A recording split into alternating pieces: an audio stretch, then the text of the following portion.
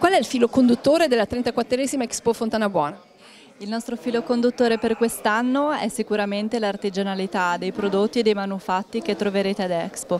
In particolare lo slogan "Fatto a mano con gusto" richiama proprio l'artigianalità dei prodotti, non solo alimentari naturalmente, ma troverete ad Expo una vasta gamma di prodotti legati soprattutto all'artigianalità, all'ardesia, alla falegnameria, ai mobili. Prodotti ma non solo, anche spazi per la riflessione, in particolare quali sono i temi che verranno affrontati nel corso delle giornate di apertura?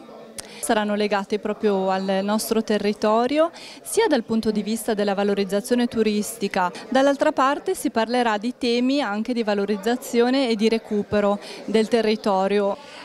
Insediata da poco più di un mese, subito una prima sfida, quella dell'Expo, ma è soltanto una premessa ad un lavoro che si vuol portare avanti. Sì, assolutamente sì, questa è solo la premessa, noi siamo entrati in corsa, come si suol dire, però ci abbiamo creduto.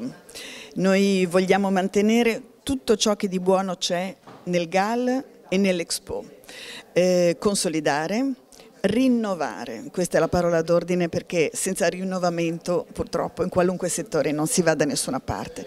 Noi non ci dobbiamo dimenticare che siamo GAL, prima di tutto, siamo gruppo di azione locale, siamo coloro che devono portare risorse sul territorio ed ecco che poi una volta portate le risorse, queste risorse e queste realizzazioni di programmi potranno essere esposti. L'esposizione, la vetrina del GAL deve diventare l'Expo Tigullio Fontana Buona e questo è il nostro obiettivo per l'Expo del 2019, il 35esimo, che speriamo di realizzare con una nostra impronta.